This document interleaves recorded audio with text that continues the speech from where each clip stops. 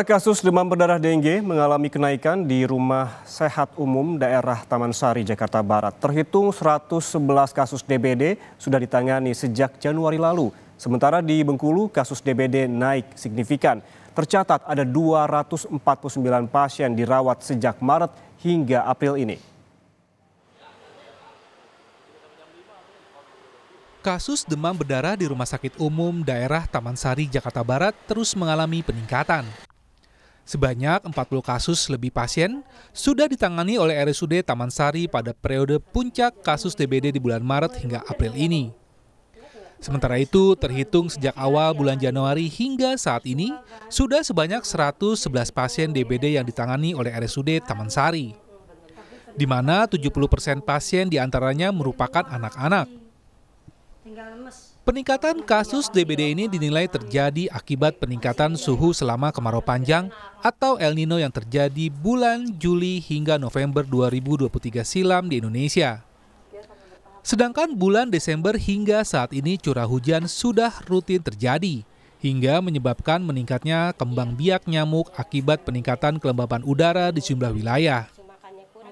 Di RSUD Taman Sari kami sejak 1 Desember itu kami merawat hanya 1 kasus ya. November 0, Desember 1 kasus, dan sesudah itu 8 kasus dan lain sebagainya. Sampai puncaknya memang Februari ke Maret itu cukup tinggi, dan di bulan Maret itu ada sekitar 40 kasus ya. Jadi total kami sudah merawat sekitar 110-an kasus ya, yang dirawat sejak 1 Desember, dan kami melihat polanya kemungkinan akan memuncak memang di April ini, tetapi tidak 2 kali lipat dari bulan Maret. Nah, ini suatu pertanda baik yang artinya nanti kemungkinan di Mei akan kembali menurun seperti itu. Sementara itu, sejak Maret hingga April 2024, sudah 249 kasus DBD ditangani Rumah Sakit Umum Harapan dan Doa Kota Bengkulu. Hingga kini sebanyak 18 pasien demam berdarah dengue masih menjalani perawatan intensif di Rumah Sakit Umum Harapan dan Doa Kota Bengkulu. Mayoritas pasien yang dirawat adalah anak-anak hingga orang dewasa. Angka kasus DBD yang mendapat perawatan di RSHD ini setiap harinya selalu bertambah. Rata-rata ada 1 hingga 2 pasien dirawat karena terkena DBD. Kasus DBD meningkat signifikan tinggi pada minggu pertama dan kedua bulan April. Kasus DBD kini menjadi prioritas penanganan di rumah sakit saat ini.